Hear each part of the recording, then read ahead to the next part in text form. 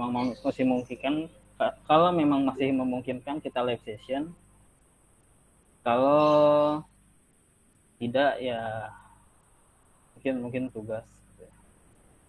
Oke.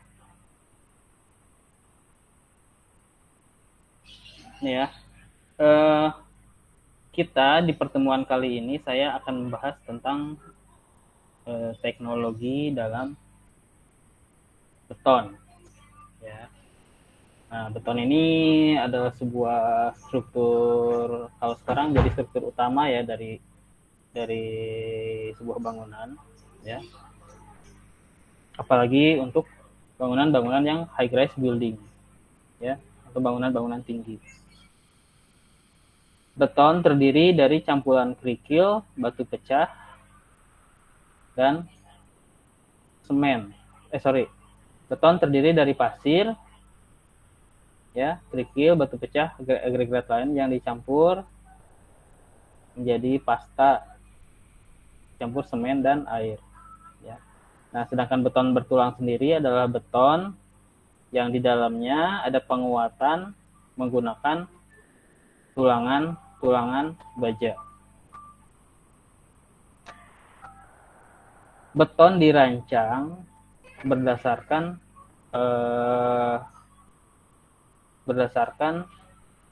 beban-beban yang berlaku dan mempertimbangkan gaya-gaya yang berada pada sebuah struktur bangunan. Ya. Nah, di sini ada beberapa komponen yang menjadi pertimbangan. Pertama, gaya aksial, momen lentur, gaya geser, dan unsur gaya dalam lainnya. Ya. Oke.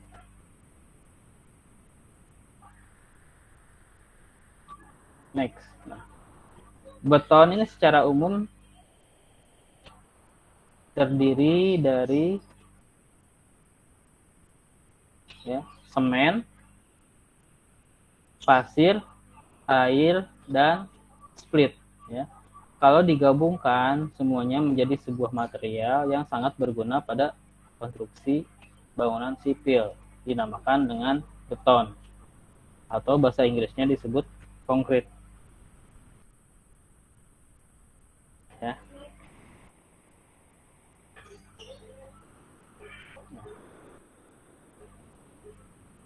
Oke, sampai di sini yang ditanyakan.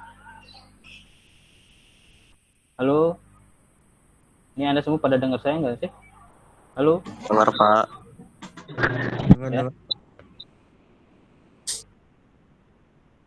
Nah, di sini setiap material, ya, baik itu semen, pasir, air, dan split, ya, dia punya sifat dan karakteristik tersendiri. Ya. Oke, kita mulai dari semen. Semen yang beredar di Indonesia ini ada 5 tipe. Kelihatan nggak yang saya share? Kelihatan, Pak. Kelihatan, Pak. Ada 5 tipe semen yang digunakan di Indonesia. Ya. Jenis pertama adalah normal Portland semen. Ini untuk pekerjaan umum yang sering kita lakukan. Kedua, modified Portland semen. Kegunaannya untuk beton-beton dengan ketahanan terhadap sulfat, ya, asam sulfat. Lalu semen jenis 3. Semen jenis 3 ini adalah semen yang apa istilahnya tuh, setting time atau persentase kekuatannya dia lebih cepat, ya. Oke. Contoh dari semen biasa, ya, beton membutuhkan waktu untuk mencapai kekuatannya pada 21 hari. Ya. Tetapi pada apabila kita menggunakan jenis semen tipe 3 ini, ya, bisa berkurang. Ya. Bisa 7 apa kurang dari 10 hari dia akan mencapai kekuatan maksimumnya. Tergantung dari mix design yang direncanakan. Oke. Lalu ada jenis 4, ya. Nah, semen tipe 4 ini adalah semen yang suhunya bisa dijaga, ya. Karena kita tahu kalau Anda bikin rumah, Anda pegang betonnya, setelah selesai dia di mix, ya, betonnya itu ada sedikit hangat, ya. Nah, pada semen tipe 4 ini suhunya bisa dijaga lebih rendah. Apabila suhunya rendah, maka thermal cracking atau retak yang ada di dalam sebuah beton dengan volume tinggi bisa dihindari. Lalu ada semen tipe 5, yaitu semen yang sangat tahan terhadap garam. Nah, ini biasa digunakan untuk pekerjaan-pekerjaan di yang ada hubungannya dengan pekerjaan-pekerjaan laut atau pantai. Tuh, nah ini jenis-jenis semen ya yang dipakai di Indonesia. Ini ada 5 tipe. Sedangkan yang paling sering digunakan, ya, yang paling familiar adalah semen tipe 1. Kalau yang lainnya agak jarang. Itu tentang semen. Oke, ada yang ditanyakan? Ada Pak. Halo, silakan. Untuk tadi jenis yang 5 tahan terhadap garam ya Pak. Betul. Kalau garam itu memang gimana maksudnya? Jadi apa gitu Pak kandungan garam yang menyebabkan kerusakan gitu Pak? Oke, garam itu bisa menyebabkan kerusakan pada beton, terutama beton bertulang ya. Karena yang namanya beton itu tidak bisa murni kedap air. Pasti ada pori-pori, ada rongga yang memungkinkan air masuk ke dalam beton. Sedangkan beton sendiri, di dalamnya terdapat tulangan besi. Apabila besi kena garam, ya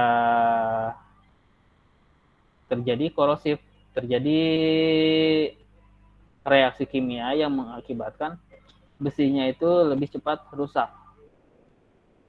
Seperti itu. Makanya di SNI ya, pasir pantai tidak diperkenankan untuk dijadikan sebuah campuran beton bertulang. Tuh. Masih lebih baik pasir biasa meskipun kandungan lumpurnya sedikit lebih tinggi daripada kita menggunakan pasir pantai karena dia mengandung garam. Seperti itu. Itu siapa tadi yang nanya? Januar ya? Saya Pak Andi ya. Terima kasih Pak. Oke. Gitu. Silakan yang lain.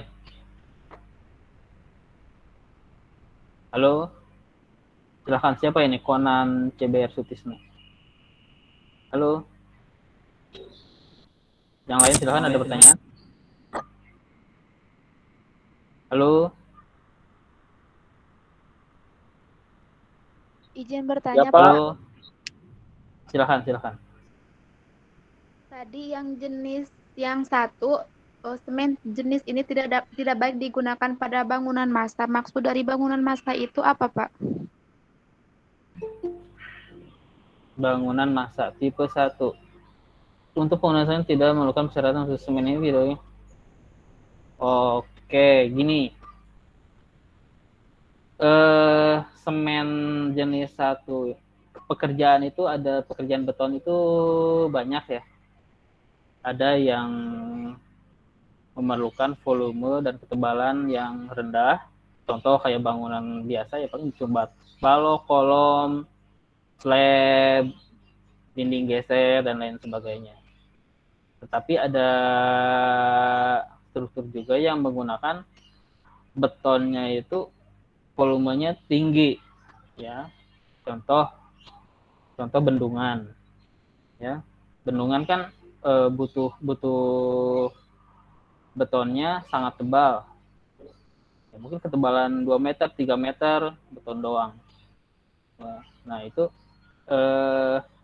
kalau menggunakan semen jenis 1, ya, sebaiknya dicampur dengan kandungan lain.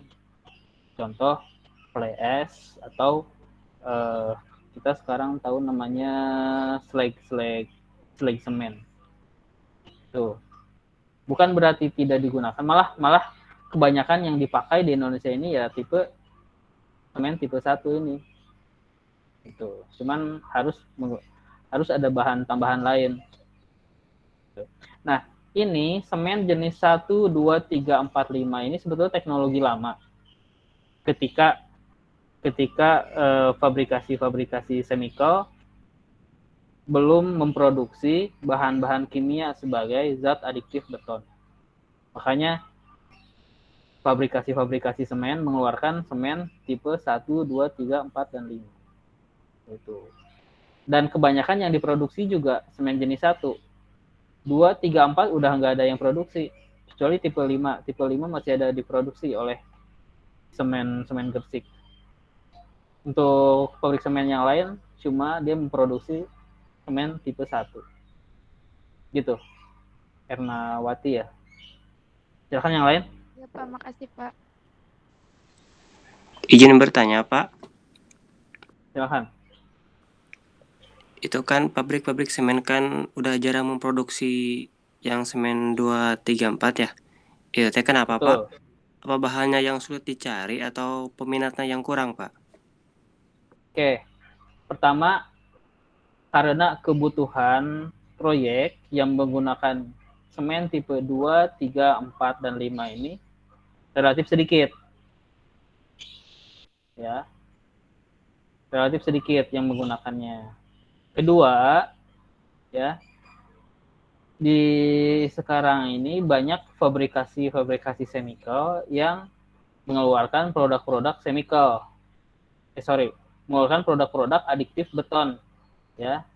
Sehingga meskipun pakai semen tipe 1, tapi bisa aja dia tahan terhadap garam. Bisa aja dia low heat. Bisa aja dia early strength. Seperti itu. Maka kebutuhan semen tipe 2, 3, dan 2 sampai 5 ini nyaris hilang untuk sekarang ini. Gitu. Oh ya, Oke. terima kasih Pak. Ya. Oke, next.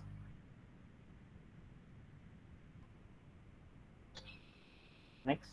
Selanjutnya silakan. Ini masih halaman judul ya. Setelah ini kita bakalan banyak berhubungan dengan rumus-rumus, dengan angka-angka. Hanya silakan kalau ada yang bingung atau ada yang ditanyakan, lebih baik dari sekarang. Oke, ada lagi?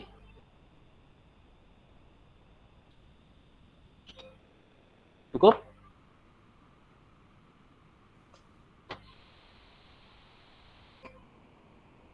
Cukup? Sepertinya cukup Pak. Cukup Pak. Oke. Nah, sekarang siapa ini? Sutisna, mengangkat tangan, ada apa? Silakan. Ada yang tanyakan, silakan.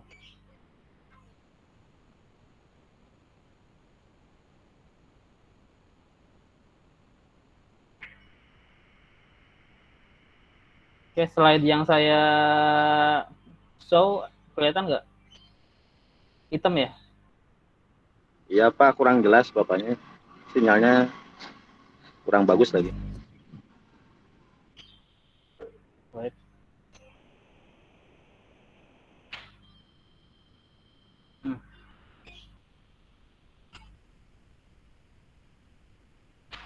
Oke, sudah terlihat? Sudah, Pak. Oke. Nah, sekarang setelah dari semen kita beranjak ke pasir. Syarat pasir sebagai, yuk, sebentar. Di beton ini kita kenal ada namanya fine aggregate, ya, atau pasir. Kita kenal yang namanya coarse aggregate, ya. Nah, kalau fine aggregate ini adalah agregat yang ukuran kecil, yaitu kita sebut pasir. Sedangkan coarse aggregate, ya, itu adalah batu kerikil atau split. Nah, pasir sendiri ada beberapa syarat ya untuk dijadikan campuran beton. Yang pertama tadi terdiri dari butiran tajam, lolos pada pengujian, ya. Dan yang paling penting itu sebetulnya ada 2 poin, ya. Yang pertama, kadar lumpurnya harus rendah. Oke. Kita lihat di poin 1, 2, 3, 4, 5. Nah, tidak mengandung lumpur lebih dari 5%. Ya. Ini yang jadi poinnya. Lumpurnya tidak boleh dari 5%. Dan yang kedua, penggunaan pasir laut sebagai bahan agregat halus tidak diperbolehkan kecuali ada petunjuk dari pemerintah mengenai bangunan yang diakui. Ya, sebetulnya cuma ada 2 poin. Kalau yang lainnya masih standar, tapi yang paling penting itu 2, yaitu tadi kandungan lumpur, lalu pasir laut atau pasir pantai tidak diperbolehkan dijadikan sebagai bahan beton. Dan konyolnya beberapa tahun kemarin ada mahasiswa Nusa Putra yang bikin skripsi beton menggunakan pasir laut sebagai campuran beton. Ya, gimana? Udah mah jelas pasir laut nggak boleh, ya jelas lah hasilnya juga nggak maksimal. Itu makanya useless kalau Anda mengambil skripsi nanti penggunaan pasir laut sebagai campuran beton. Ya ngapain? Udah jelas-jelas nggak boleh. Gitu, Pak. Nah, dari pasir ini ada yang ditanyakan nggak? Syarat pasir beton. Halo? Kalau lebih dari ini Pak, dari 5% itu kadar lumpurnya itu akibatnya retak atau apa Pak? Ke beton, hasil betonnya gitu Pak. Nah, beton ini diuji menggunakan sebuah gelas ukur, ya, gelas ukur. Nanti kadar lumpurnya berapa persen. Apabila terlalu banyak, ya, akan mengakibatkan si beton itu strength-nya rendah, Pak. Misal di mix design rencananya K250. K250 kan ada mix desainnya, ada semennya berapa kilogram, Iya, betul. pasirnya berapa kilogram, splitnya berapa kilogram, split gradasinya gimana, pasir gradasinya gimana. Nah, apabila material-material itu kurang memenuhi spesifikasi, mengakibatkan si beton, strength dari beton itu sendiri tidak sesuai dengan rencana. Dan ada juga, karena yang namanya pasir kan suka ada kayak bongkahan-bongkahan, ya. Ya. Ada bongkahan-bongkahan koloid.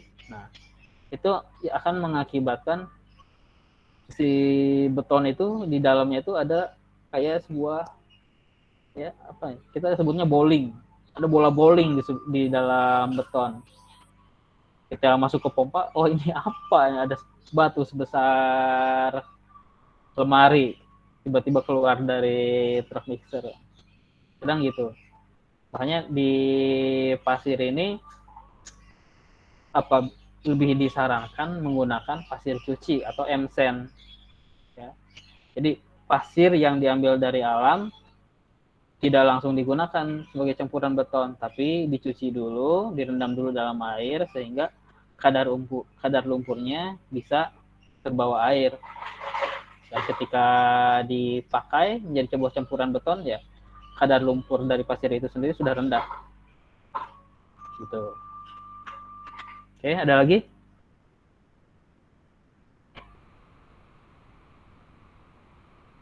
Ada lagi, silakan. Kalau sekarang Oke, gimana coba?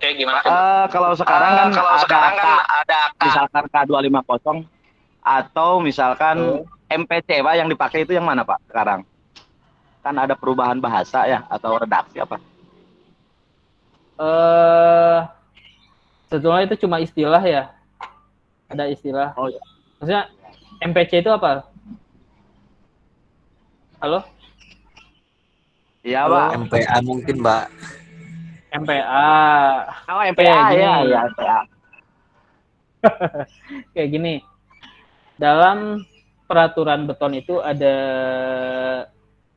dua nih. Ada dua. Yang pertama PBI 1971. Yang kedua ada SKSNI 91 dan 2002. Nah, K ya adalah peraturan lama Pak, ya, yang diturunkan dari zaman Hindia Belanda, ya. Kita kenal K250, K350 dan lain sebagainya. Nah, karena saking bertahun-tahunnya yang kita kenal cuma K250 itu. Nah, sedangkan mulai tahun 91 dan sekarang direvisi ke tahun 2002, nggak tahu setelah itu ada peraturan lain apa enggak, ya. Kekuatan beton itu tidak didefinisikan sebagai K sekian, ya. Kalau K kan berarti satuannya kilogram per sentimeter persegi ya.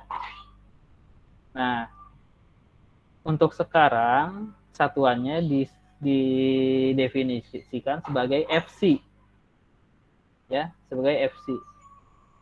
Saya tulis di sini, ya, FC dengan satuan titik-titik MPa atau megapascal, ya. Hitam ya, nggak kelihatan ya? Nah, Iya Pak. Hitam Pak. Geser lagi, ya. Nah, peraturan yang terbaru mengisyaratkan beton dalam satuan MPa megapascal. Saya tulis paling bawah nih, cuman kekecilan kayaknya nggak kelihatan, Pak. Cuman karena kita menggunakan K ini udah berpuluh-puluh tahun, kita terbiasa K250. Tapi sekarang ada satuan baru megapascal mulai dari tahun mulai dari 91. Cuman tentunya butuh waktu untuk memasyarakatkan hal ini, Pak. Ya. Mungkin 5 apa 10 tahun ke depan orang baru familiar dengan satuan megapascal ini. Gitu, Pak. Oke, cukup? Ada lagi? Pak. Ya. Ada lagi? Ada lagi yang lain? Ya, ini materi yang menarik ini. Apalagi yang udah terjun di lapangan pasti menarik ini materi ini. Halo, yang lain silakan. Nah, masalah peraturan beton ini saya akan sajikan hari ini mungkin sekilas ya, hari ini akan saya sajikan, tapi mungkin secara bertahap ya. Oke, dari pasir yang jadi poinnya Pak, pertama kadar lumpurnya tidak boleh lebih dari 5%. Ya. Namun pada prakteknya banyak kita temukan bahwa untuk memperoleh 5% ini sulit. Sangat sulit sekali. Ya. apalagi di daerah yang notabene dikelilingi gunung seperti Bandung, Cianjur, Garut, Sukabumi, ya, karena pasir yang ada di daerah tersebut adalah pasir yang berasal dari pegunungan, ya. Jadi kadar lumpurnya lebih tinggi. Bahkan saya sering menemukan pasir yang ada, yang beredar, itu kandungan lumpurnya 30 sampai 40%. Itu. Bahkan ada pula yang kandungan lumpurnya 50%. Berarti kita beli lumpur bonusnya pasir. Bukan beli pasir bonus lumpur, tapi beli lumpur bonusnya pasir. Itu. Nah, terkecuali kalau kita berada di sedikit pesisir, ya, kayak Jakarta, Bogor, ya. Nah, pasir yang didapat itu adalah pasir sungai yang berasal dari Jambi, Pontianak, ya, yang di mana kalau pasir sungai itu lumpurnya juga kan pastinya udah hanyut ke bawah sungai. Jadi pasir yang dipakai itu kadar lumpurnya relatif lebih rendah dibanding di daerah yang berada di pegunungan. Seperti itu, Pak. Oke, yang lain silakan, ada yang tanyakan?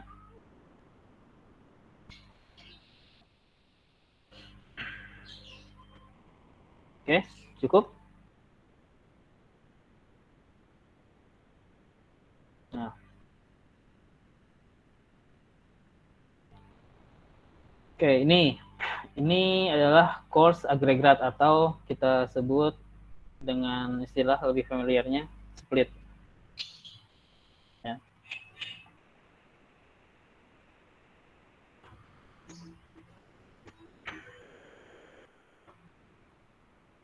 Maaf, sebentar. Ya.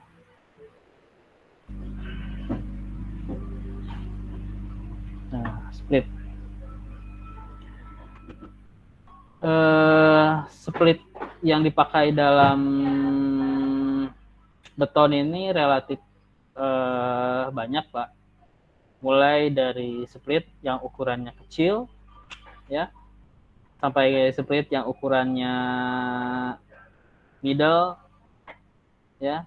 Split yang ukurannya kecil kita sebut dengan namanya screening.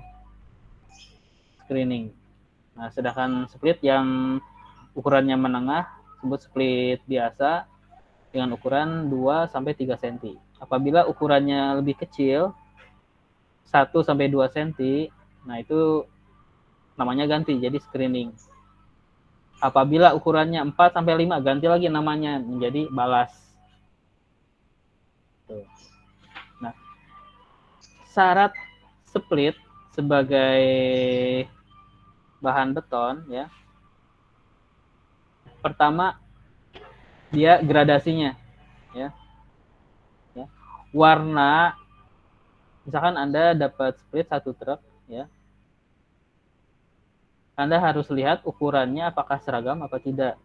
Apabila tidak seragam, sebaiknya Anda tolak. Ya, kedua dari teksturnya. Teksturnya apabila warnanya beragam, lebih baik Anda tolak juga. Split yang bagus adalah ukurannya sama, berbentuk pipih, hasil pecahan-pecahan, tidak bulat, baru itu bisa diterima. Itu. Kalau yang lain seperti tertulis ini di sini, ini sebetulnya lebih ke tekstual, ya, tetapi praktik di lapangannya lebih simpelnya gitu, Pak. Ya, pertama dari gradasinya, ukurannya harus seragam, ya. Kedua, bukan batu bulat. Batu bulat ini batu yang langsung diambil dari sungai, bentuknya masih pada bulat, ya. Itu harus si split itu harus mengalami crushing dulu di kuari. Itu mengenai agregat, course agregat. Silakan yang lain, ada yang ditanyakan? Idealnya Pak itu pakai split 1-2 atau 2-3 Pak kalau untuk beton. Nah, kalau untuk beton, ya, sebetulnya tergantung kebutuhan. Ya. apabila struktur yang kita pakai ini kerapatan antar tulangannya relatif kecil, maka gunakanlah split. Gunakanlah screening dengan ukuran 1-2. Apabila proyek biasa, kerapatan tulangannya biasa aja, maka gunakanlah split biasa yang ukurannya 2-3 cm. Gitu, Pak. Ya, siap. Oke, yang lain silakan. Silakan. Kalau nggak ada yang nanya, saya yang nanya nih. Ayo yang lain, silakan. Ada Pak, masih Pak. Mau nanya. Silakan. Gini Pak, ini kan sebetulnya saya kurang ini nih, kebetulan sinyalnya rada kurang ini jadi banyak terputus-putus. Ini Pak, kalau misalkan beton itu campurannya itu banyakan pasirnya atau memang splitnya Pak? Kalau semen kan disesuaikan gitu, tergantung K-nya kita ya. Itu gimana Pak? Nah, gini Pak. Setiap kalau kita ngomongin beton konvensional ya, tentu kita harus mengikuti mix design yang dikeluarkan oleh SNI ya Pak ya. Betul. Ya, SNI misalkan dia campurannya C123 atau 135 dan lain sebagainya. Nah, tapi kalau kita ngomongin yang lebih advance lagi, ya, spesialnya di industri beton ready mix, Pak. Nah, setiap fabrikasi itu dia akan mengeluarkan mix desainnya masing-masing. Itu. Dia akan mengeluarkan mix desainnya masing-masing dengan apa istilahnya ya. Kalau Anda beli nasi goreng ke tukang pinggir jalan sama Anda beli nasi goreng ke Solaria, tentu bumbunya beda kan? Rasanya juga beda. Gitu, Pak. Jadi bukan masalah, oh ini banyakkan splitnya, banyakkan pasirnya. Tapi si fabrikasi itu dia punya formula tersendiri untuk menghasilkan mutu yang ingin dicapainya, Pak. Gitu. Cuma kadang kalau di ready mix kan dia bukan volume. Ya, dia hitungannya adalah kilogram. Jadi itu splitnya misalkan 80 kg, pasirnya 60 kg seperti itu. Dan setiap material juga density-nya kadang suka beda-beda, Pak. Kalau pasir mungkin kalau musim hujan ya pasti density-nya lebih tinggi, soalnya kandungan airnya lebih tinggi. Gitu, Pak. Ya, jadi tergantung fabrikasinya. Dia akan mengeluarkan mix desainnya karena beda-beda nih fabrikasi A, B, C. Yang A dia pakai pasir dari gunung, yang B dia pakai pasir dari sungai. Tentu mereka harus membuat formula, oh gimana nih caranya dengan pasir yang jelek saya harus menghasilkan beton dengan FC 45. Gitu. Tentu ada campuran tersendiri, entah itu semennya yang dibanyakin atau obatnya yang ditambahin atau gimana. Itu punya apa ya? Punya kekhasannya tersendiri, Pak. Itu dari saya mungkin. Oke, yang lain silakan.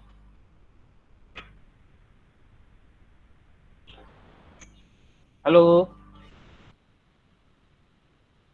Halo.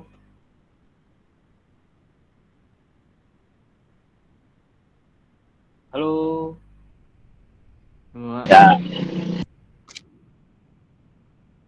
Oke, ada pertanyaan lagi silakan.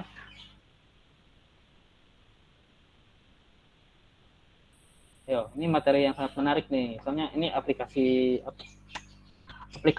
di lapangan, aplikatif sekali. Dan apa ya?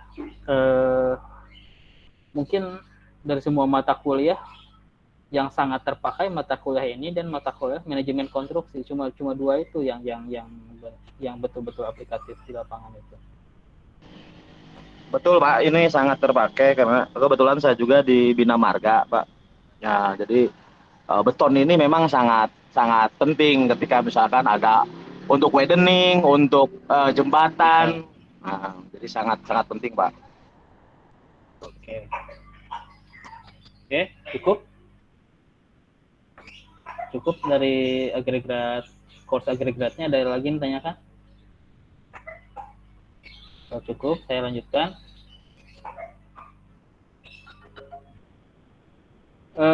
Air, ya, air untuk beton ini nggak terlalu ribet sih sebetulnya, ya. Jadi ada beberapa syarat, ya. Pertama dan paling penting, tidak mengandung lumpur, ya. Oke. Kedua, tidak mengandung garam. Garam lagi ya. Nah, kenapa ya garam itu soalnya merusak beton. Jangan sampai Anda membuat beton, analisis campuran beton menggunakan pasir pantai dan air laut. Useless ya, gak ada gunanya. Karena dari peraturan juga nggak boleh. Tidak mengandung klorida. Klorida ini, maaf saya kurang paham klorida itu apaan. Ya. Yang jelas air itu bisa berasal dari alam, bisa berasal dari, maksudnya dari tanah, bisa berasal dari sungai. Yang penting dia air normal ya, tidak berasa, tidak berbau, dan tidak berwarna. Itu aja sih. Ya. Ini apa? Metode simpelnya. Oke. Next. Nah, ini tadi yang ditanyakan ya. Peraturan mengenai beton itu ada 2 ya. Yang pertama ini dibuat tahun 1971, Pak. Kalau Anda buka ini peraturan ini ya, ejaannya masih ejaan zaman Soekarno ya, di mana C menjadi PJ, direntejanakan. Ini sangat udah lama sekali ini ya. PBI 1971. Nah, di PBI ini ya, sampel beton diuji dalam bentuk kubus. Sedangkan peraturan yang lebih baru tahun 2002, sampel beton diuji ke dalam bentuk silinder dengan diameter 15 cm. Itu aja perbedaannya. Secara filosofis peraturan ini masih sama, cuman dari hasilnya di sini kilogram. Kalau PBI ini kilogram per sentimeter persegi, sedangkan SNI ini megapascal atau MPa. Kalau PBI ini K sekian kilogram per sentimeter persegi. Kalau peraturan yang SNI ini adalah FC sekian megapascal. Nah, SNI ini udah diperbaharui, edisi pertama itu tahun 91, edisi terbarunya tahun 2002. Untuk selanjutnya saya belum tahu apakah ada pembaruan, apakah belum mengenai SNI tentang beton ini. Itu Pak. Oke, ada pertanyaan?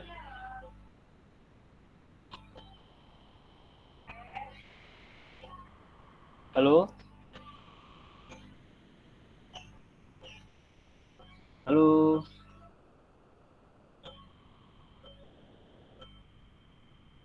Halo? Tidak ada, Pak. Oke. Next. Oke. Nah, tadi ya, benda uji. Tadi seperti saya bilang, ya, ada 2 peraturan yang berlaku di Indonesia, yaitu PBI 71 dan SNI 2002. Nah, benda uji yang dipakai, kalau PBI adalah kubus 150 kali 150 kali 150. Sedangkan kalau SNI dia menggunakan silinder. Nah, silinder ini diuji menggunakan sebuah alat namanya compressive test. Ya. Diuji berapa kilogram dia mampu berapa kilogram si benda uji ini mampu menahan beban. Nah, diuji menggunakan compressive test. Nah, waktu pengujiannya beragam. Ada yang 3, 7, 21, 28. Cuman yang paling familiar adalah ketiga dan 28.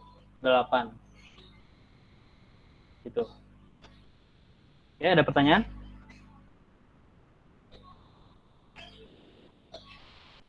Ya. Nah, ini PBI 1, ini outputnya adalah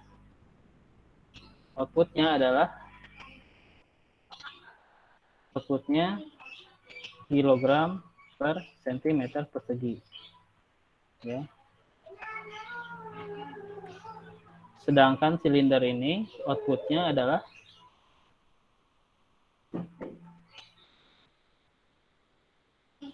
megapascal.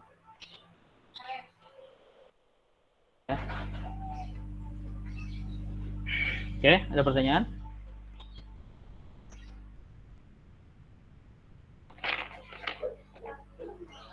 Bapak izin bertanya. Silakan. Kan kalau yang PBI Max misalnya Kak 250 FC itu gimana Pak? Ya. Maksudnya gimana? Maaf. Kan kalau yang Kak Max kayak 250, 350, kalau Iya. yang FC 250 atau gimana Pak? Ada konversinya yang jelas. Saat gimana ya nulisnya ya? Selain saya masih kelihatan nggak? Kelihatan Pak. Kelihatan, Pak.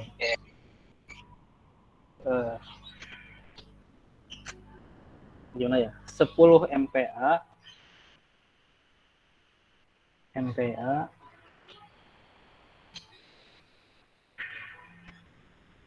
sama dengan 100 kg per sentimeter persegi. Ya. Kalau nggak salah seperti ini. Ya. Jadi 10 MPa sama dengan 100 kg per sentimeter persegi. Nah, cuman tadi ya kita hitung volumenya.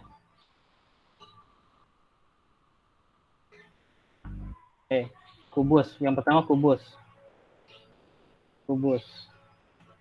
sama dengan kita satuannya kita bikin dulu dalam sentimeter, dalam meter dulu. 0,15 kali 0,15 kali 0,15.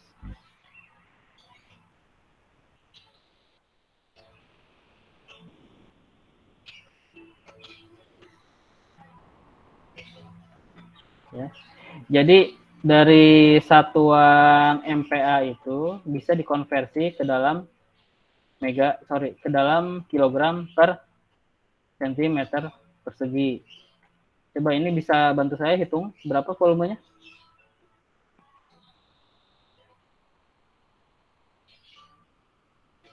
Halo? Berapa hasilnya ini? 0,15 kali 0,15 kali 0,15. Kita akan menghitung volume benda uji pada metode 0,0, PBI 71. 0, Berapa? 0, 0,0 3375. 3375. Betul? Yang saya ketik betul belum? Kalau di belakang koma ada 2 Pak. 0 di belakang koma ada 2, Pak. Sekarang yang di silinder. Berarti ini meter kubik ya. Sekarang silinder.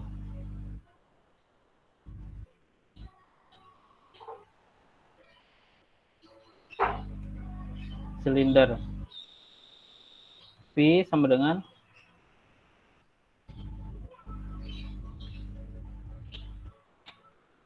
VR kuadrat. V 3,14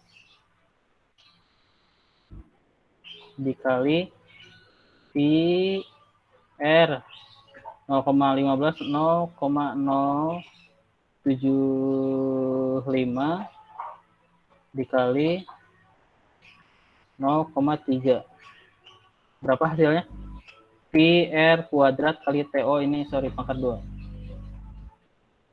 Berapa hasilnya ini?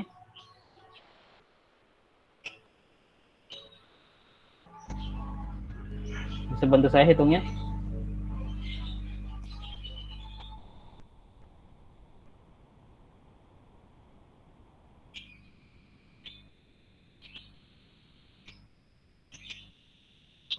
Halo? 0,00 0,0052 52 9875. 9875.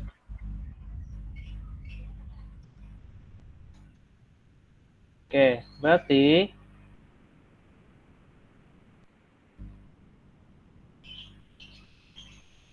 kubus dibagi silinder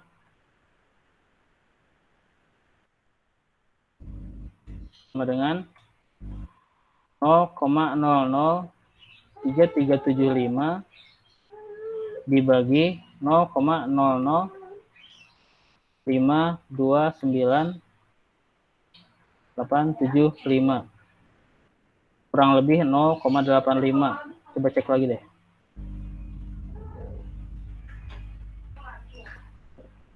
Benar nggak?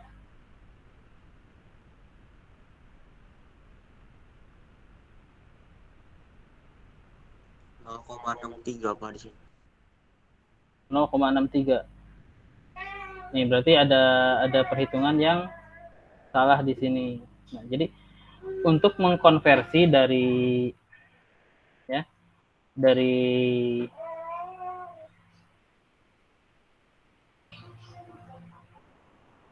konversi dari K ke FC ya sama dengan K dikali 10 K dikali 10 ya dibagi 0,85 ya. Misalkan tadi ya pertanyaannya, Pak, kalau K350 berapa FC? Ya. Sorry, berarti K350, oh sorry, salah, kebalik. Ya. K dibagi 10 dikali 0,85. Ya. Pak, kalau misalkan K350 FC-nya berapa, Pak? Ya, tinggal Anda kalikan ya. Berarti K350 sama dengan 350 dibagi 10 dikali 0,85. 0,85. Berapa hasilnya? 29,75.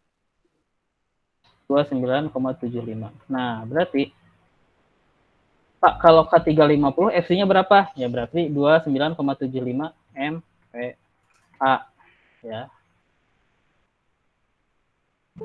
Itu. Ya. Itu untuk cara mengkonversinya. Ya. Ini harusnya 0,85 nih kubus per silindernya. Anda cek lagi hitungannya nih. Gitu. Oke. Sampai di sini ada yang ditanyakan? Cukup, Pak. Cukup ya. Nah, jadi gini. Secara keseluruhan ya PBI 71 dan SNI itu relatif sama ya. Yang membedakan adalah outputnya. Kalau PBI tadi satuannya K dalam satuan kilogram per sentimeter persegi, nah, sedangkan SNI yang dipakai adalah FC dengan satuan megapascal ya. Pak, bagus yang mana? Sama aja ya. Cuma yang K ini udah jadul ya. Ketika Anda pergi ke tempat lain di luar Indonesia, apa itu kilogram per sentimeter persegi ya pada bingung gitu. Soalnya ini peraturannya udah lama. Nah, kalau sedangkan yang SNI ini peraturan yang ada dan berlaku sudah berlaku internasional. Jadi seandainya syukur-syukur Anda dapat proyek di Filipina, di Thailand ya, ini masih bisa kalau Anda mengetahui SNI ini ya masih bisa dipakai. Anda nggak akan terlalu bingung. Seperti itu, ya. Oke. Next. Ini ya. Nah, beton ini akan ketika Anda melakukan mixing, ya, ketika Anda melakukan mixing beton, ya, kekuatan beton akan bertambah secara gradual. Ya, kita lihat grafiknya di sini nih. Nah, dan ketika usia 28 hari, ya, dia akan mencapai kekuatan 100%. Contoh, Anda buat kos-kosan, ngedak beton, atapnya nih ngedak beton. Nah, ngecor tanggal 1 Oktober. Nah, berapa sih mutu beton yang Ada pesan mutu K350 nih. Atau K29,75. Nah, gak mungkin kan hari itu ngecor langsung tercapai K350 itu. Ya. Nah, dia akan bertambah secara gradual dan akan mencapai 100% pada hari ke-28. Itu. Ya. Nah, di sini ada 2 grafik, ya. Ini Anda abaikan dulu ini terangan tipe 1, 2 dan 5-nya, tipe 2. Tapi kalau kita berbicara tentang beton yang dikeluarkan oleh ready mix, ya. Ada beton yang murni semen, ada beton yang ditambah fly ash. Ya. Nah, beton yang murni semen dia grafiknya adalah yang strip-strip ini nih. Nah, sedangkan beton yang fly ash dia adalah yang membuat garis secara sempurna. Secara umum seperti itu. Ya. Oke, ada yang ditanyakan? Silakan. Halo.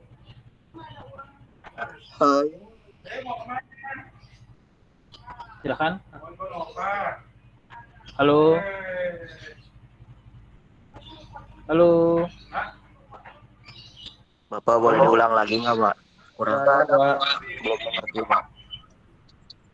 Oke, ini.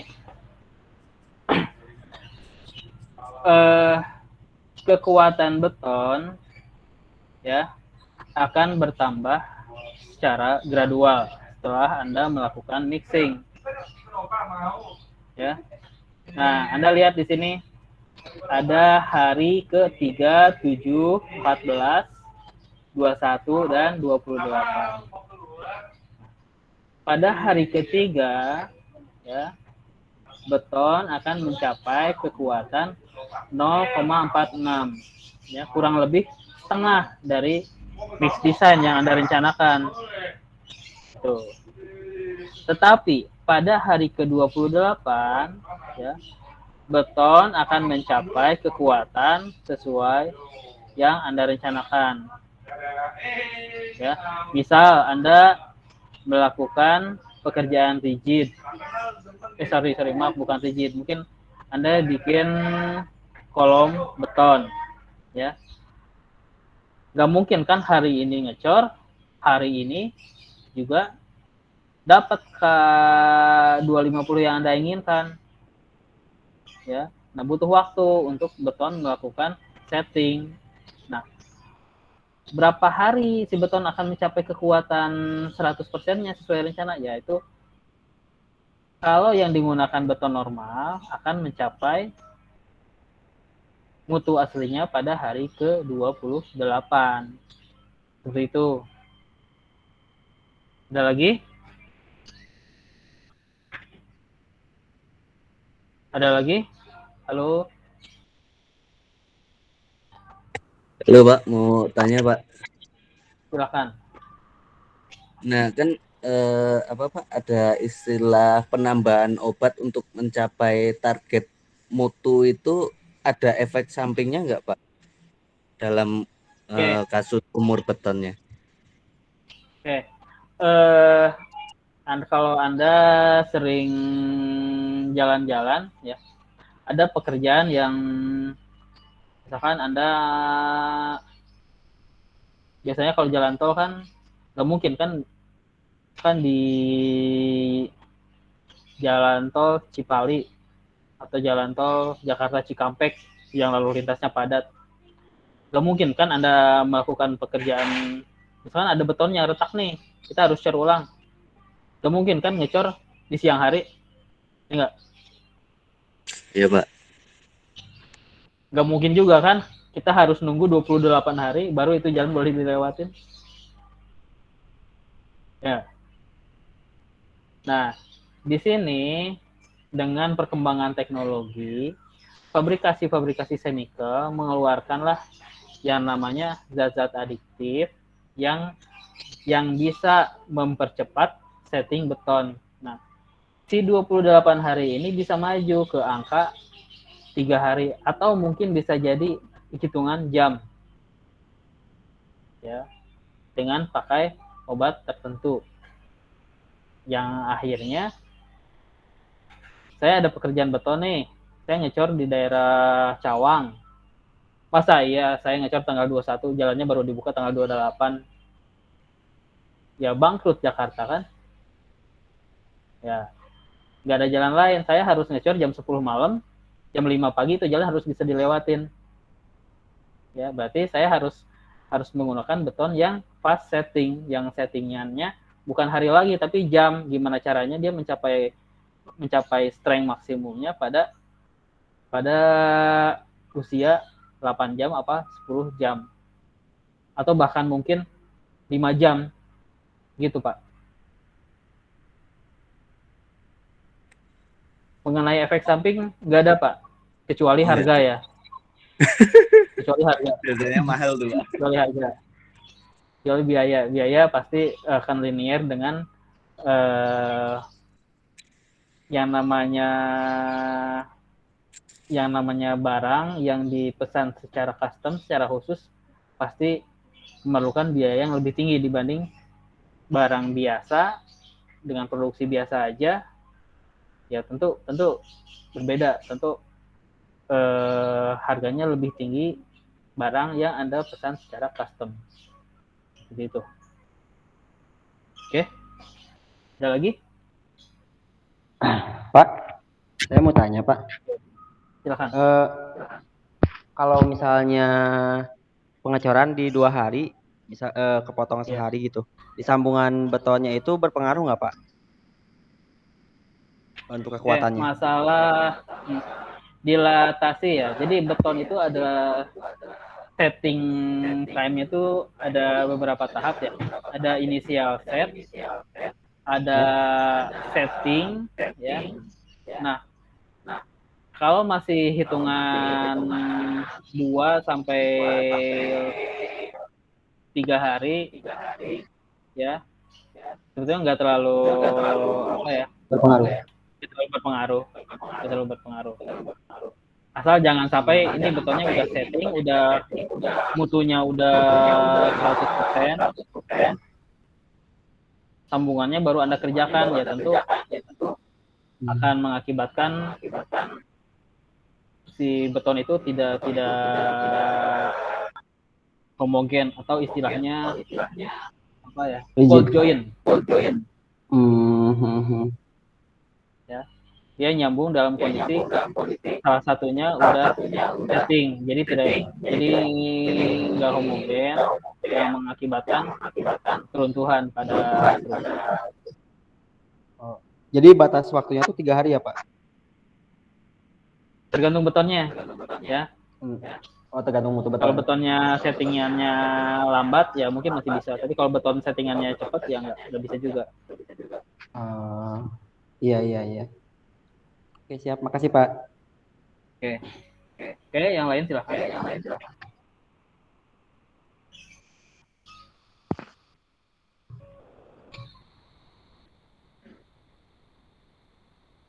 Halo, ada lagi?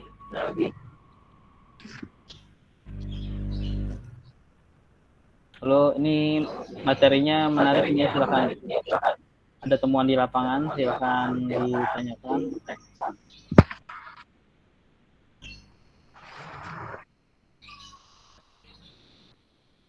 Oke, nggak ada?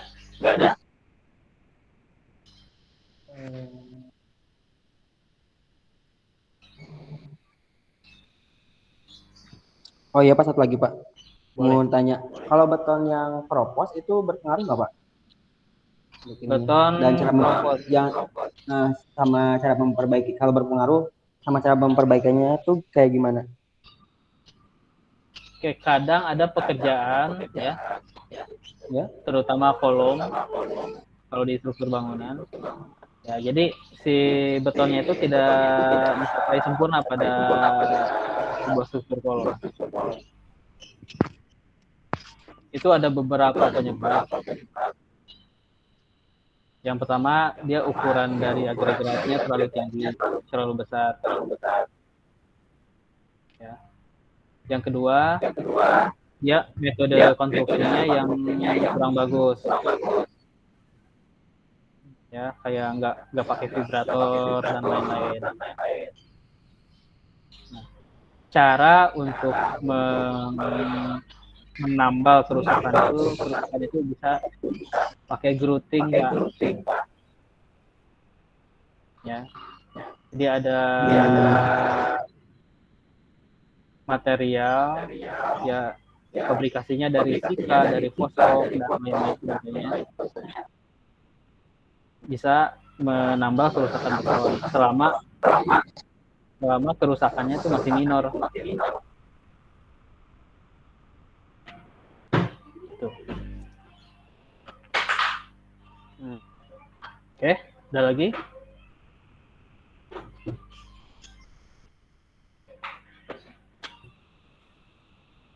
Halo?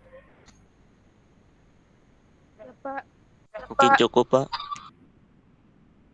Oke. Sudah cukup.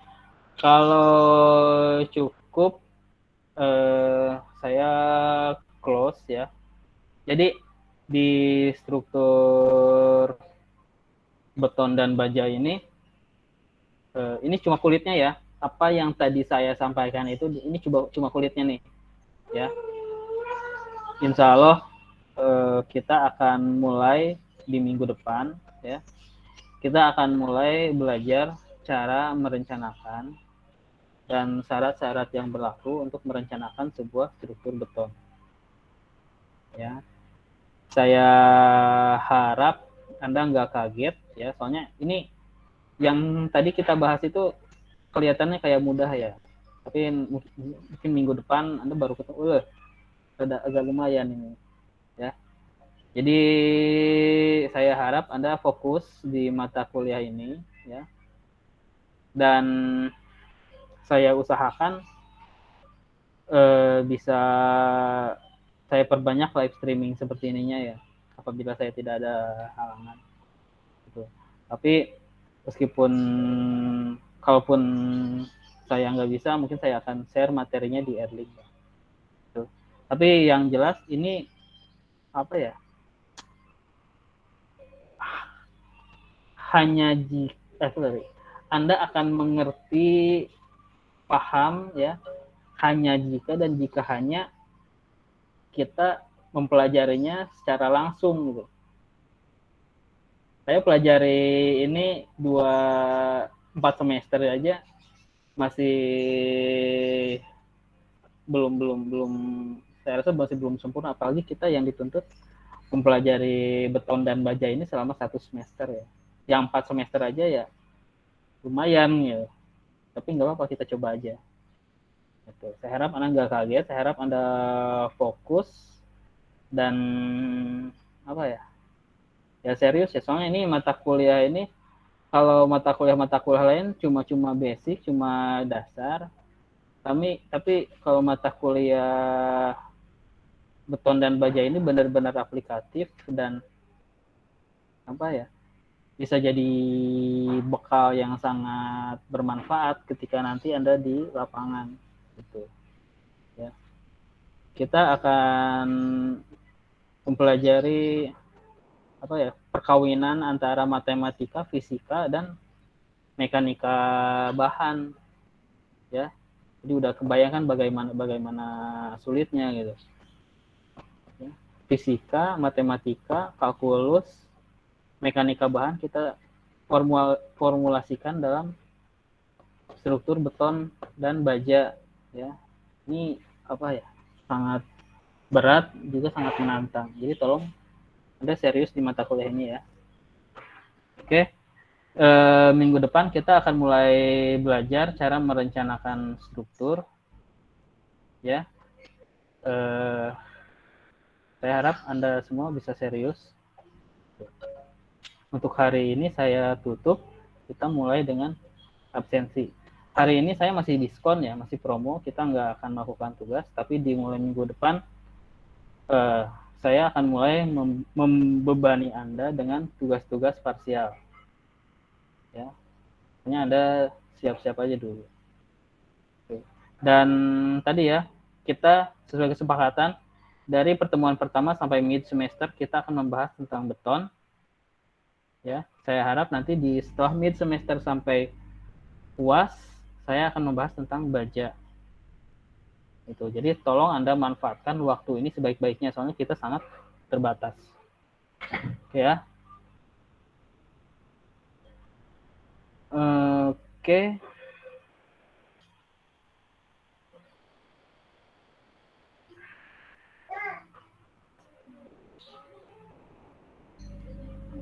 Mana ini? Jadwal perkuliahan.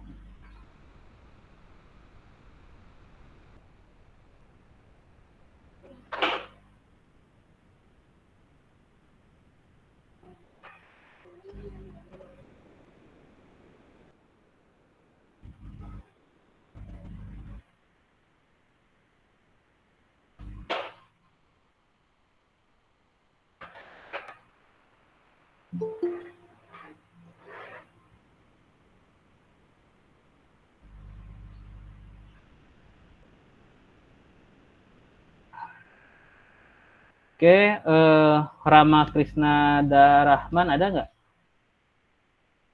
Rama Krishna Darahman. Ada? Oke, next. Ini kelas ini bukan. Dede Asep Fikih. Ada? Ada, Pak. Dede Asep Fikih mana? Dede Asep Fikih. Halo, Dede Asep Fikih. Dede Asep Fikih ada? Ada Pak, ini tidak bisa masuk Pak. Ada ini Dede Asep Fikih Pak tidak bisa masuk meet. Oke. Ruli Maulana. Satu HP berdua. Ruli Maulana. Hadir. Ruli Maulana ada? Hadir, Pak. Mana orang? Coba nyalakan kameranya sebentar. Ya, bentar.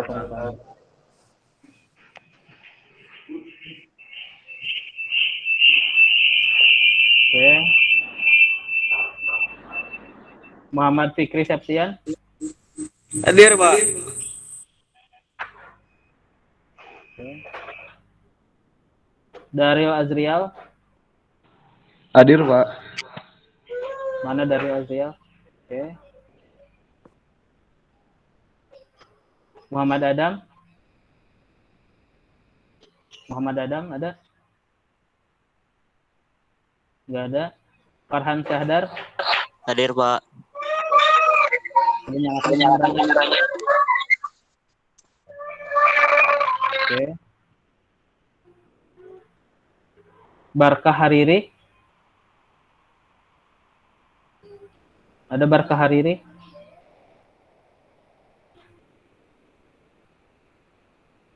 Ernawati ada? Hadir, Pak. Coba tolong nyalakan kameranya sebentar.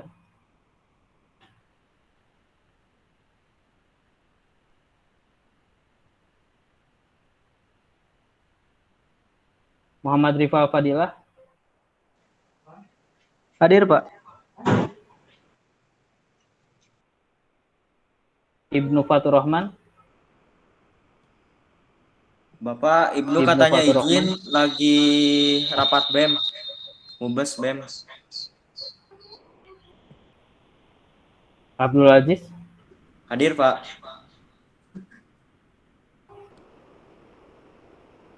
Muhammad Ihsan Aulia. Hadir, Muhammad Pak. Ihsan Aulia. Hadir. Coba nyalakan kameranya semuanya.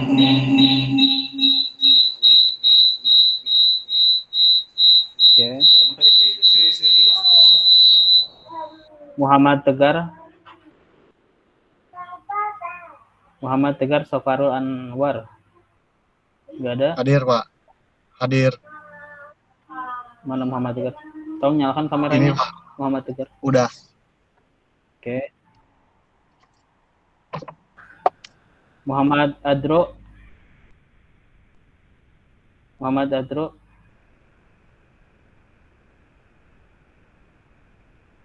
Muhammad Adro nggak ada. Andika Rahmasyam.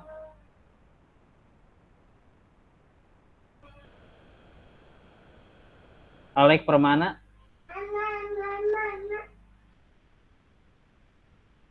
Nazahra. Halo Nazahra. Andi Muhammad Janwar. Hadir, Pak. Andi Muhammad Janwar. Hadir. Tolong nyalakan kameranya. Sudah, Pak. Oke. Yogi Sugriwa. Yogi Sugriwa. Hadir, Pak. Hadir, Pak. Hadir, Pak. HP-nya lagi error. HP-nya lagi error, gak bisa masuk. Riyad Firdaus. Hadir, Pak. Bisa nyalakan kameranya Muhammad Firdaus. Sudah, Pak.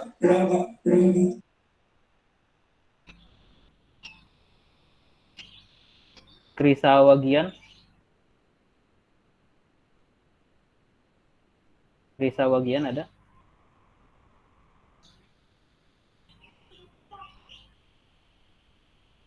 Oke, Muhammad Yasa. Hadir, Pak, Muhammad ini. Yasa ada? Ada ini. Tolong nyalakan kameranya. Sudah, Pak.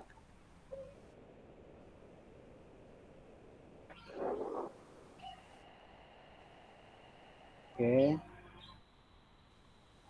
Muhammad Hilman Fauzan. Hadir, Hilman Pak. Fauzan. Tolong nyalakan kameranya sebentar. Oke. Mutia Sarah. Hadir, Pak. Bisa dinyalakan kameranya? Sudah, Pak. Oke. Muhammad Iqbal. Hadir, Pak. Oke. Aldi Surahman. Aldi Surahman. Nggak ada. Oke. Saya rasa cukup dari saya ya. Untuk pertemuan selanjutnya, apakah masih keberatan dengan jadwal yang saya buat hari ini? Apa perlu dimajukan, dimundurkan, atau gimana? Halo? Halo? Tidak keberatan. Oke. Kalau nggak keberatan, apabila ada jadwal live session, saya akan jadwalkan pada jam segini ya. Pada hari Sabtu jam berapa tadi? Mulai jam 9.45 ya. Ya, baik, Pak. Oke, saya rasa cukup dari saya. Saya ucapkan terima kasih. Assalamualaikum warahmatullahi wabarakatuh. Waalaikumsalam. Waalaikumsalam. Warahmatullahi wabarakatuh.